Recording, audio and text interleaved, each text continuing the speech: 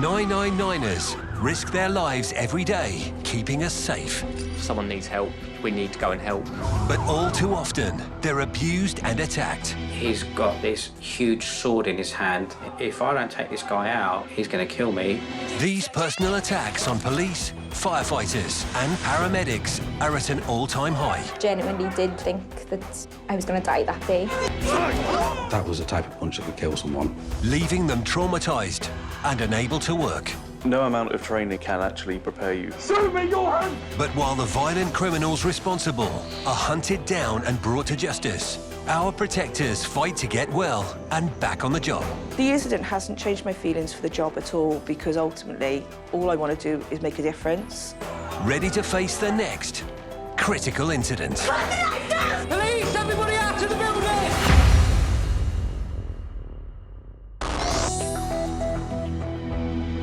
Coming up.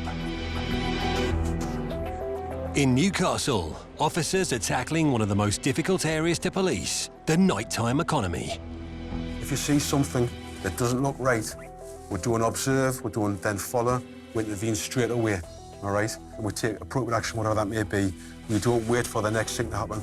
Specialist firearms officers have one of the most dangerous roles in the police, with 18,000 incidents in the UK each year. Police! I recall seeing a shotgun and then the muzzle flash of that gun.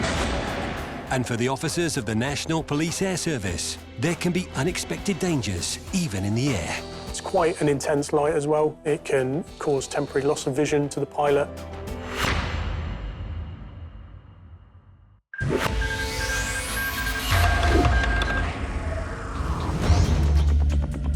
Come the weekend, the UK's nighttime economy is thriving. Pubs, clubs and restaurants all filled with people looking for a good time.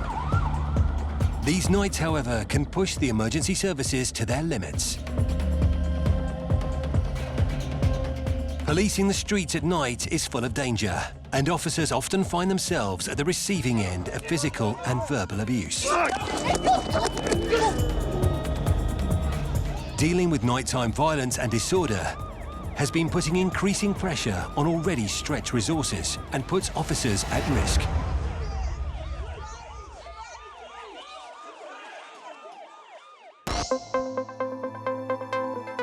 Newcastle upon Tyne is just one of several urban areas, including Gateshead, North and South Tyneside and Sunderland, covered by Northumbria Police within its 2,000 square mile remit. Newcastle has a reputation for being party central.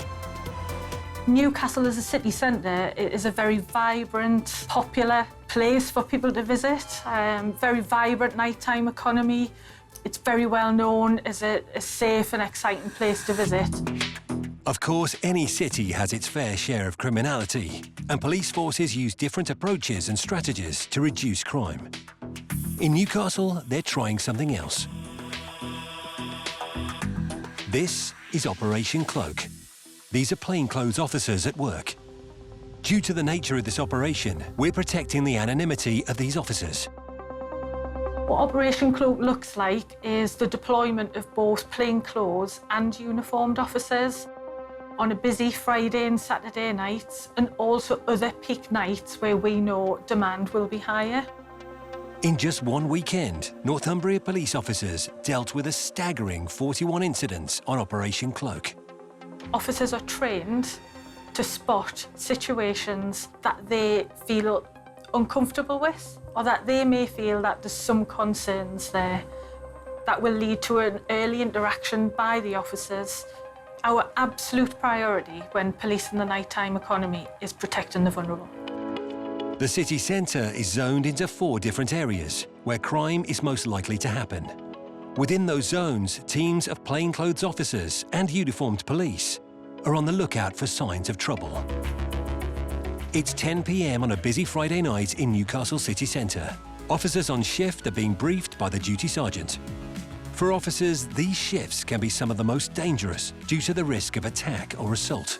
Obviously, the whole purpose of the operation focused on identifying vulnerable persons and preventing them from becoming victims of offences within the city centre, and also outside where offenders meet the victims in local bars before travelling away. Briefings are essential, basically, in any operation.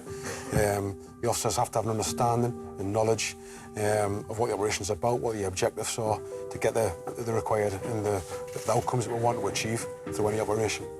The whole purpose in ethos is early intervention. This early intervention takes different forms. Officers are alerted to dangerous known offenders who pose a risk of violence and are shown photographs for identification. In terms of persons of concern, this is the first individual. Came to light 2 weeks ago, and last week his vehicle was stopped in Chesmond. All right. In that vehicle there was a knife and a balaclava. He's subsequently been dealt with those offences and he's been charged. Now he's pending court, but he's got now bail conditions to have a curfew. So if that vehicle or him is cited tonight, is breach of bail and he's locked up, and hopefully on that basis he'll be remanded.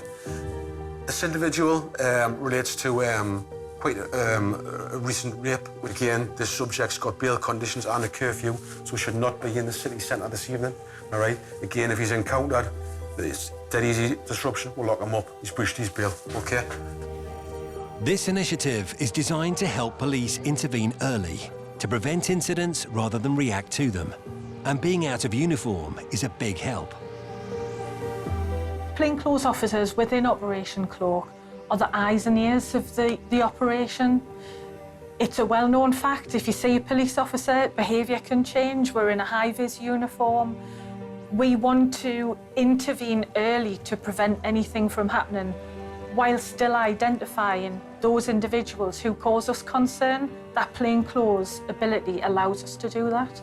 So, just for confirmation, if you see something that doesn't look right, we don't observe, we don't then follow, we intervene straight away, all right? And we take appropriate action, whatever that may be. We don't wait for the next thing to happen. Although Operation Cloak is a police-led initiative, officers don't work in isolation. It involves other people within the city centre, and that includes our licensed premises. It includes door staff, taxi drivers, street pastors, women's street watch, the local authority. Everybody works together to make sure that this operation works. Anybody who we see who is obviously of a vulnerable age, young age, we'll stop. We'll take them home, we'll establish if they're missing. If not, we'll still take them home. We'll get in touch with me and we'll facilitate that, all right? There shouldn't be any juveniles within the nighttime economy, as far as I'm concerned, as far as you are concerned as well. Being in plain clothes can put the officers at risk. If anybody challenges you when you're out there regarding your validity of being a police officer because you're in plain clothes, please don't take exception to that, all right? What I'd like you to do straight away is obviously to allay any concerns that members of the public may have because you're in plain clothes, is get a uniformed officer to come and liaise with you, but also to notify me, and we'll allay any concerns as quickly as we possibly can. Yeah? Champion. Okay, right, let's get out there, let's get stuck in. Yeah. 2 seconds. Yeah, keep out. This man had had a fight with a bouncer at a bar, and police have been called. Officers step in and arrest the man. Oh boy, you started You'd have suggested just keep your mouth shut. No, I don't care about keeping my mouth shut. You started it on me, mate. Go ahead. This man had been out with friends and after a few too many, became separated from them. Police talk to him and give him water before ringing someone to help get him safely home. 2 seconds, we're trying to help you, man. Listen to us. We're trying to help You've got a van up there, it's called the Safe Haven van. You're sitting there for warmth. Have you got a phone? Yeah. Has it got a charge? Go Sound. and charge your phone. We're going sitting there, ring your pals, and it's a place for them to come and meet you. If my wife finds out, She's not going to find out. We're only sitting in there so you're out the rain, man, then you can run. You can ring your mates. Come on, we'll have a walk. It'll take you 2 minutes. Come here. So we're able to support anybody that may come to us and need help. We're supported at that location by the North East Ambulance Service. They're there to provide wellbeing and medical support for somebody who may need it. So far tonight, during the operation, had some successful interventions, obviously safeguarding some vulnerable people, and we're doing some licensed premises. There's checks at the minute. The city hasn't been massively busy tonight so far, but obviously that's weather dependent as well. But Yep, so far it's been another proactive and positive night. The approach is working. Not only is it keeping people safe and out of trouble on a night out, Just sit your back, it's also keeping an eye on known offenders and identifying those who may be out to cause trouble. That can include the season of vehicles which we have seen parked up outside of a nightclub. That sends a clear message out to individuals through the number of interactions that we'll have, through the seizure of vehicles, that what we will not tolerate is that predatory behaviour in the city centre. Other forces have taken note of Northumbria's approach. Operation Cloak has been a success in Newcastle as a result of the implementation of this in Newcastle city centre. It's also been rolled out across our force, but not only that, other forces have looked at us, and shortly after Operation Cloak was implemented, Thames Valley Police implemented Operation Vigilant, which runs to the same ethos as Operation Cloak. We've had contact from other forces across the country seeking to come and shadow officers that we deploy within the nighttime economy and really get to understand what we do that is different to elsewhere.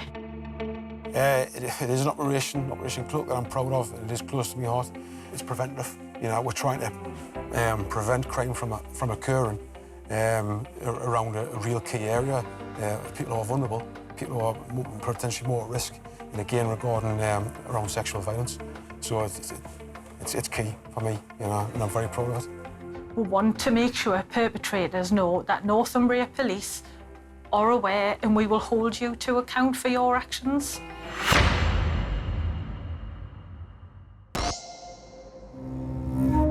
Hello? It's the police? Thanks to having some of the toughest restrictions on firearms in the world, most police officers in the UK don't carry guns. We're downstairs. What are you doing? Despite the strict regulation, firearms offences have increased in 29 out of 43 police force areas in the past decade. Police officer with taser!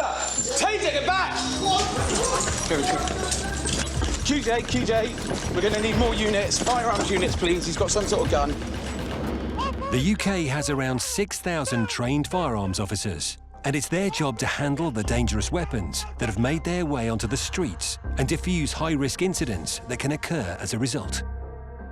We're in a unique and privileged position that we've got a policing model that is envied, I think, around the world, in that most of our police officers are unarmed, and we use other methods, such as community engagement and our professionalism, to try and deal with most situations without the need for a firearm.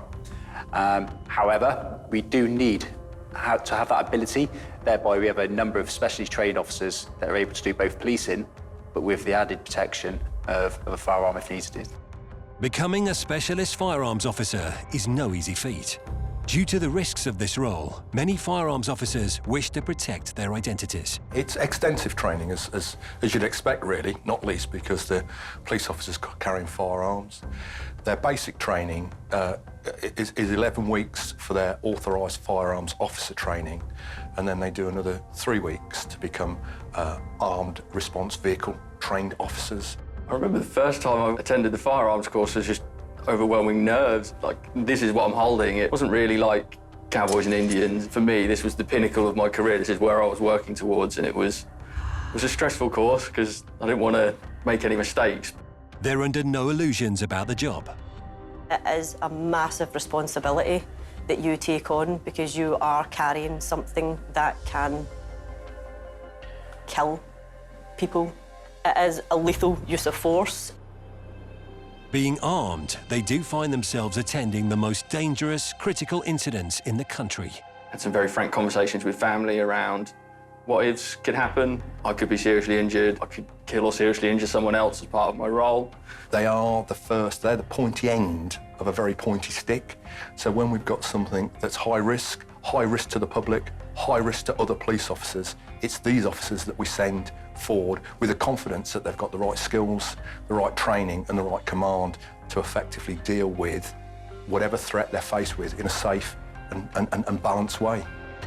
There were over 18,000 firearms incidents in the year ending March 2022. Firearms officers have a unique role there where we're asked to go and make probably sometimes the most high-risk, threatening situations safe, so our colleagues in investigations or local policing can come in and investigate and then find a long-term solution or bring criminals to justice. But they can't do that until it's safe, and that's what a firearms officer does, is make it safe for everybody else. In this clip, firearms officers are called in for a raid of the home of a suspected gunman. One team approaches the front door.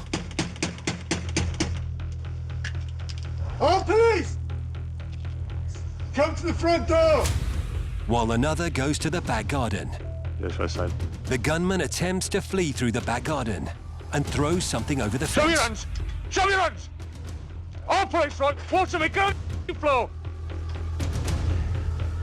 Right, do as I say. Listen to me. What's your name? Put your hands in the small of your back, do it now. You threw something over that side. Okay. Onto the roof, or? Just over that side. What was it you threw, mate? Weed. Hey? Do some weed. All right, because it was on camera. All right, mate. It's located in the neighbour's garden. Is this it?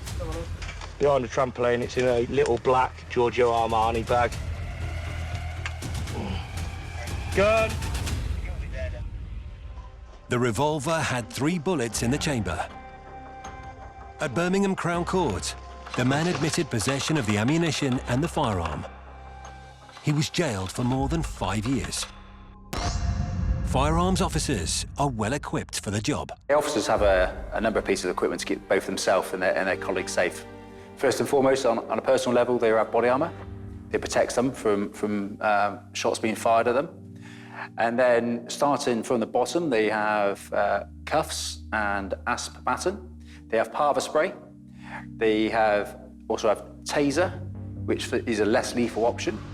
And then they will have a primary weapon, which for our force is the G36, which uses 5.56 ammunition. And then they have a secondary weapon, which is their personal issue Glock, which is a 9mm. They also have access to other kit, such as attenuated energy projectiles, or AP. Effectively, a lump of plastic with a softer rubber end. So it's designed not to cause serious injury. It's designed to knock someone down. So we aim for the belt buckle with that sort of weapon system. The chest is obviously where a lot of vital organs are, and it still packs a punch, so it could cause serious injury. The biggest improvement that we've seen in technology from a firearms point of view is the introduction of body-worn video. Body-worn video has been a real game changer for us in policing because it gives a really good perspective of what happened. Here, the Met find a man carrying 2 Scorpion machine guns by Chiswick Park Station. Weapons like these are often linked to serious criminality. At Isleworth Crown Court, the man was convicted of possession of a firearm with intent, possession of a prohibited weapon, and possession of ammunition without certificate. The man was sentenced to 9 years and 9 months in jail. Firearms in the UK aren't easy to come by. Only those that are with the most determination or part of those organised crime groups have the know-how, the resources and the finances to get hold of illegal firearms, especially handguns. This dashcam footage shows the moment officers in the West Midlands spot a car cutting across them and become suspicious.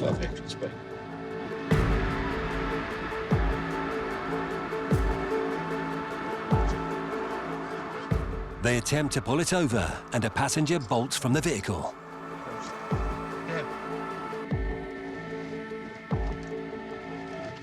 I am 1-5.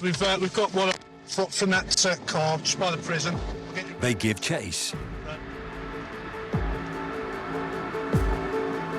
There we are. Police with a taser!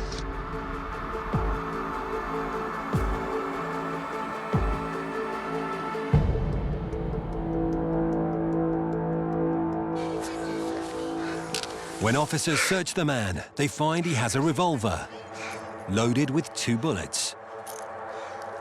Got anything else on you, kid? No, I don't. What's in there?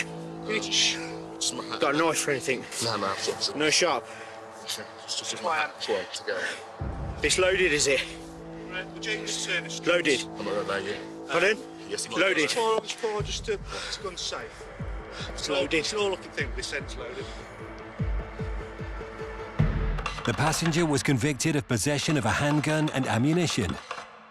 He received a sentence of 5 years in prison. Even rural areas aren't immune to gun crime. And as we've seen before, a call about an armed man in the sleepy village of Castle Carey in 2019 became a major incident.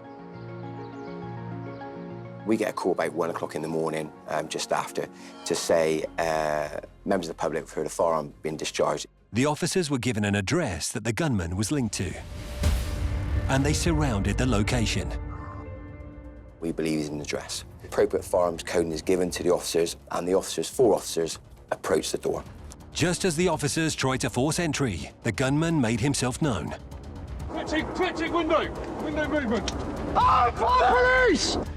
The window opened and the shotgun appeared. We both moved into cover as best we could. Oh, police!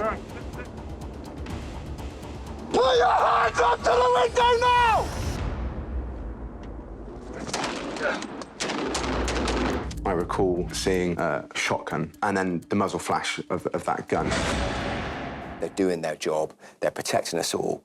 They've knocked on a door, they're trying to make an arrest for firearms offences, and they're shot at from literally 2 to 3 metres away. My thought process was, I'm going to die. It was chaotic, so I've then done what I needed to do, which was basically return fire. Get back, get back, get back, get back, get back! The 4 officers in the pathway retreated back to the curtilage of the path. We then came into a sort of standoff position. I was aware that colleagues behind the car had shouted cover on, which means they've got cover on that window, allowing us to get back into cover. A negotiator arrived to communicate with the gunman. And then on the hour, approximately 4 o'clock in the morning, gives himself up and is arrested. On a coin, just flipped, thrown his ammo bag out, and then he's basically thrown out the firearm out the window. Just like that, he just gave himself up. This one ended safely, but it had a long-term effect on the men involved. You know, they can see those barrels, and they will always see those barrels. Maybe for the rest of their career, but maybe for the rest of their lives. So for me personally, it's had a slight impact more than just dealing with the job itself. I've had to transfer to a different force to do with family in relation to what had gone on. My family, although they support me in this role, it was kind of, well, we're going to move now to somewhere where we've got more of a support network around, more from my family's perspective, as in, you know, the consequence of what could have happened that night. I think the aftermath of situations like this can be very difficult. And again, I think this is an area that we've come on leaps and bounds in policing in general, really recognising the impact it has on officers, their welfare and their well-being. Because when the adrenaline stops pumping and you're removed from that situation, you can start thinking about what might have been rather than what was. And that can cause real damage. It's really important that we look after our emergency services after the event, even when we've had a positive outcome, because it can live with our officers for a long, long time. It does affect police officers, of course. We're just people. We train people and we have a strong welfare provision to allow people to decompress, to talk through issues, to allow them to reconcile what they've been involved in. They know what they're facing. They know that we send them into situations that within the next matter of minutes, they could be called upon to neutralise the threat, read along, take someone's life. That's a tough ask. Of course, we train our officers to be resilient. We train our officers to manage those situations. But I wouldn't underestimate the kind of psychological pressures that the officers have to go through day in, day out. I have previously sought out mental health help. I was first on scene to a murder many years ago, and I bottled everything up, thinking, oh, I'm a police officer, I can't be affected by that. I've been a police officer for almost 22 years now, and a big proportion of that has been in the firearms world. If I think back when I first joined, there was very little, and the emphasis would have been on me as an officer to go out there and find that support. However, now we've totally switched to the other way, because no longer is mental health or the need for support a taboo in policing. It's something we embrace. We recognise that our mental health is no different than looking after our physical health in the gym. still to come. Officers from the National Police Air Service face a threat in the sky. It can cause temporary loss of vision to the pilot. That can cause us to come away from that scene because we need to get away from that laser, which can have ramifications for whatever it is we're doing. And an officer from Kent has a chance to see how his hard work has paid off. You do always second-guess yourself, and I do think that when there is a positive outcome, it leaves a much better imprint in your mind.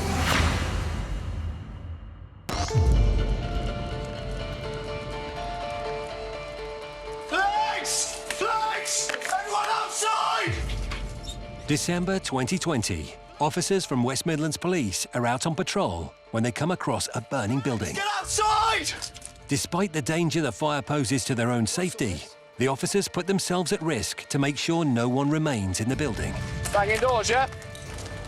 Anyone up there? No. So I'm going to start banging doors to get people out. Right, yeah, come out, guys, come out. Police! Police! Fire! Fire, get out! Police! With one property clear, the fire is spreading fast, so the officers have to act to ensure no one remains in the adjacent buildings. Is that everyone out from there, yeah? Do you know how to get in any of these? Hey guys, you all want to just evacuate onto the main road for us, please? They make as much noise as possible to alert anyone who remains in the building. Then, when they go up the stairs, they come across something unexpected. I saw this. Cannabis farm. Cannabis. The huge pile of black bin bags indicate they've stumbled upon a cannabis farm. There's a fire, get out! Just when officers think they've cleared everyone to safety, they find another flat with people still in it, including young children. Yeah. Kids upstairs. Yeah, kids. The kids upstairs. Okay, come on. Come. Left, come with me, come on. Nobody was injured, thanks to the efforts of West Midlands Police and the fire service, who sent 40 firefighters to tackle the blaze.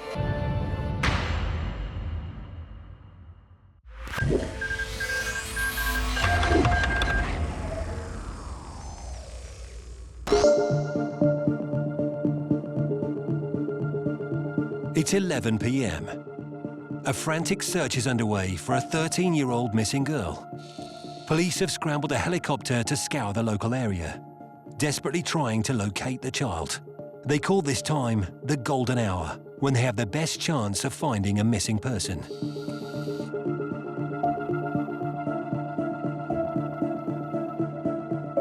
But as they search, someone seems determined to disrupt their efforts, dazzling the crew with a laser and delaying the search for the missing girl.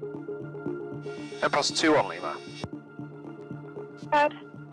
Just while we've been searching for this missing child, we're getting consistently lasered from a person in their rear garden there. They definitely need talking to because it's very persistent. These things can cause quite a lot of disruption for us when flying. If we're on scene, we're looking for a missing person that's in need of being found quite quickly. Incredibly, attacks like these aren't rare, despite the beam of light showing a path straight to the location of the offender and the threat of up to 5 years in prison if found guilty. A search is underway for a vulnerable man with dementia who's gone missing from his care home. But again, someone is trying to disrupt the search. If we are suffering a green laser strike, we will require somebody to deal with that when you've got somebody free as well, please. In recent times, there has been as many as 1,400 attacks reported in a single year. In broad daylight, a man takes aim and fires his laser at a police helicopter in an attack that lasts 6 minutes. Beat from Empire 3-2. Where? You couldn't create us a log, could you, have been attacked by a laser? Yes.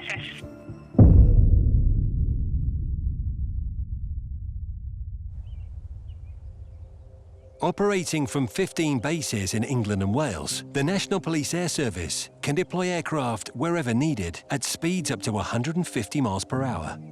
For crew like PC Jason Webb, it's been a steep learning curve. you go through quite an intense process of selection and assessment, and then followed by training. They say when you get to around about 2 years is when you're sort of comfortable in your base, having gone through your training, and I'm coming up on that now, so I'm definitely feeling less like a rabbit in the headlights like I did when I first arrived here. The type of helicopter that we use at this base is an EC-135. So we have front seat myself as a pilot, and to the left of me is the tactical flight officer, and he is responsible for operating the camera. It's your primary operation, but there's also secondaries. He's helping me navigate and various other bits like that. The TFO in the back is the mission commander. So as a team, we're working all the time. It's all sets of eyes working outside. They ask me to look at something. We'll try and get the aircraft positioned so that we can look at something. We need to go around it, might have to go low, might have to come into a hover, fly backwards, just to get that. Literally, we can look down an alleyway. The crew's extensive training and highly specialist equipment is a huge bonus to police operations at ground level. The types of incidents we'll attend: missing persons. Police helicopter can search the ground 20 times faster than an officer on the ground. For example, there's been a search for a missing person, or there's a suspect in an area. We can search that area in, say, 10 minutes, and that would take maybe 10 officers 2 or 3 hours to do it. And that's exactly what they were trying to do when crews searching for the 13-year-old girl were targeted. A laser can become a real credible threat to the crew's safety. The laser beam, when you're on the ground and you point it a couple of feet in front of you, may look really small, but when you're shining that laser beam thousands of feet into the air, the light spreads out. And it's quite an intense light as well. It can cause temporary loss of vision to the pilot. That can cause us to come away from that scene because we need to get away from that laser, which can have ramifications for whatever it is we're doing. Probably getting one laser attack every 3 days. For us, it's incredibly distracting. It's an incredibly bright light. You've got, especially at night, your eyes are very open. You've got everything's dimmed down. You're trying to look outside in the dark, and your eyes are really attuned to the dark. And you get this incredibly bright light that just lights up the cockpit, and then you look inside and you can't see anything. And it's just constantly distracting you, and we end up basically not being able to do our job. And unfortunately, if we're stuck there for 15, 20 minutes with someone lasering us, we can't be doing what we need to do. If we then can't use that 20 minutes of field maybe to search for a vulnerable missing person, we might not be able to find that person, and then that could have that knock-on effect. So it might mean that that person doesn't get found, or it means that we have to deploy another 20 or 30 officers into that area to do what we couldn't do because we've had to go back to base and put some fuel on board. There are two schools of thought when it comes to lasers. There is a negligent school of thought where people just don't think that it's going to cause that much of a big issue to an aircraft, and they may do it for a bit of fun. And then I think there is the malicious element where people may not be a fan of aircraft flying over their house, in particular the police helicopter, and they may use it as a means to try and get us out of the area. I know it can be frustrating if you hear the helicopter late at night, you're trying to get to sleep. But we're only there for a reason. We're there because police force on the ground has called us, because it might be that there's a missing child or somebody really in need of police assistance, and that's what we're doing. Imagine if it was your family member that had gone missing. You would want the police to pull out all the stops and throw every resource they had at it. We have the ability to pinpoint your location, and if we can, we'll identify you to officers on the ground. And we'll send them around to talk to you about that. The man who stood by his front door firing his laser at a police helicopter whilst they tried to locate a missing pensioner received a knock on his door from police within 15 minutes. The missing man was located safely. In court, the 38-year-old was handed a 6-month sentence, suspended for 14 months, along with a curfew.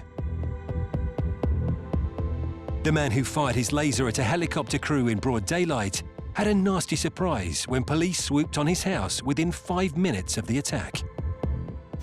Yeah, he's just in that property, bald head. He's got a black T-shirt with sort of 3 stripes down the side of his T-shirt. In court, the 54-year-old man tried to convince the judge that the light came from his mobile phone. He was jailed for 20 weeks. It's frustrating. We attend incidences for a purpose. And when it's a risk-to-life incident, such as a missing person, it's really frustrating when someone could be so selfish as to shine a laser up at the aircraft. Despite the incident, the 13-year-old girl was found safely later that night. The man who slowed down the search for her received a visit from Greater Manchester Police, but was not charged. The prosecutions that we get from people who do get caught doing the laser things, it's good because it then shows that it is very serious. You are actually endangering an aircraft, and that takes it to a new level. I'd like the public to be aware of exactly the effect that a laser incident can have on an aircraft and the potential ramifications of their actions and what it may lead to, so that the next time someone's considering shining a laser pen at an aircraft, they'll think twice and not do it.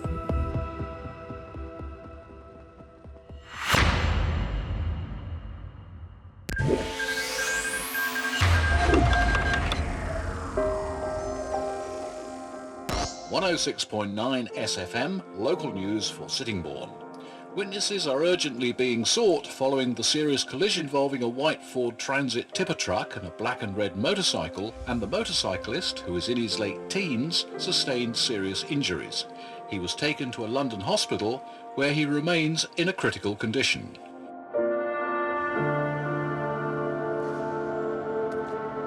A year on from a traumatic road traffic incident, PC Alex Grace is meeting a teenage motorcyclist he rescued from the wreckage. Hello, Jake. How you doing? All right, lovely to see you. Come in. Thanks, mate. What was the last thing that you remember? Turning round at a certain roundabout. Okay. Because I pulled over to look at my Google Maps to see where I was going, and that's the last thing I remember. Oh, really? What happened when you woke up in the hospital? I was just like, where am I? I was like, I have no clue what's going on. I was completely away. Well, I mean, it's great to see that you're okay and that you've made a full recovery. I mean, I must admit, at the time, we were all a little bit worried. Sceptical. We were very sceptical, mate, yeah. Like, when you actually pulled me out, like, what did I look like? Like, was I just lifeless, really? Completely. As I say, you lit the back of the truck is like a double axle, so it's got two wheels, and you literally had two tyre tracks straight across your jacket. Like, you could literally see where the truck had gone above you. And your head, as you were laying, where the truck had been lifted up, your head was literally under the back axle. So... Behind the tyres? Behind the tyres. Like, literally, as me and Mark have pulled you back from behind that truck, you weren't with us. Like, there was nothing at all. I do sit there sometimes and think, like, oh, my God. Like, wow. It does hit me sometimes, like, just out of nowhere. I could be at work driving to a site or whatever, and I'll just think, it would just come into my head, and I'll just be like, wow, like, that actually happened. I think I am actually more aware now. Even when I'm driving my van and car, I am more, because I know what's going to happen. I know I've experienced what can actually happen.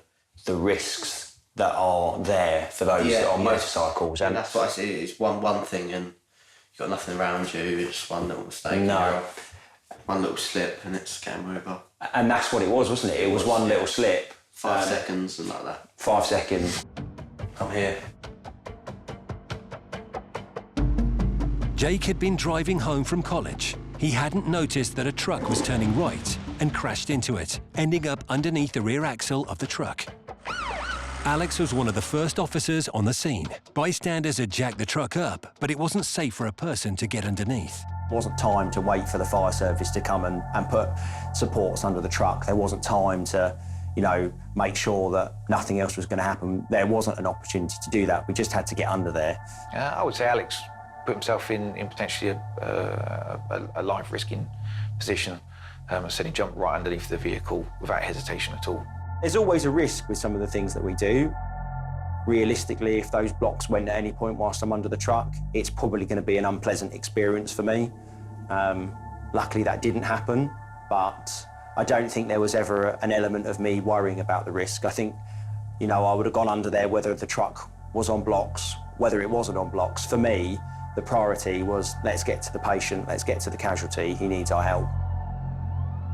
I could see he wasn't breathing because there was a build-up of blood and mucus. It was all around his mouth. And so the crucial part for us is let's get his helmet off, let's clear his airway, because ultimately, if he's breathing, there's a chance that he's going to make it. With paramedics still some distance away, Alex made a tough call. Basic first aid says you shouldn't move someone with a possible spinal injury. This lad, this person, they could die. And at the end of the day, we're not medical experts. You know, we're trained in first aid, we're trained in emergency first aid, and we go through refreshers every year, but nothing ever prepares you for that moment when, you know, this isn't a mannequin in a training centre, this is a real life situation, and it's a loved one. If you remove someone's helmet and you cause them a significant spinal injury, then they might be paralysed, they might never walk again. But ultimately, it's better off that a person is paralysed and is still with us down the road than it is not making it through the incident. So together we've been able to get the helmet off him, and by doing so we've then been able to clean the blood and the mucus away from his mouth, and that has actually allowed us to clear his airway. All the officers could now do was wait for medical help. He has started breathing of his own accord, which is really, really good. I think maybe another 3 or 4 minutes probably would have been the decider, and I think we would have probably been dealing with a fatality. Once stabilised by paramedics, Jake was rushed to a London hospital by helicopter to receive specialist help. For Jake's mum, Natalie, the moment she was told about the accident has stayed with her. Quite a scary moment, to be honest. Was working at home at the time. Police came round to the house, had a knock on the door, obviously wondering what was going on. Quite a scary involvement, really, to be fair, as a parent. Just very grateful, very thankful, all that were involved, the ambulance, the police, the air ambulance. Just grateful for their speedy responses and getting Jake back on the right track. I believe, truly believe, if it wasn't for their actions, he certainly wouldn't be here today. So I just want to thank them for everything that they've done for us as a family. At the end of the day, we're all human beings. You know, we come to work to do what we can, but we still go home and everything that's happened we still carry that baggage. Following this incident, I nominated Alex for a Police Bravery Award because I was aware of how above and beyond their normal role that they had gone. And it's not often that police officers are recognised for the everyday things they do. So when something extraordinary happens, I make sure that my officers are recognised for that. Could I have done something differently? Could I have done something better? You know, is there something else? If I'd have got that update on the radio quicker, would the ambulance service have got there quicker? And I think you do always second-guess yourself, and I do think that when there is a positive outcome, it leaves a much better imprint in your mind.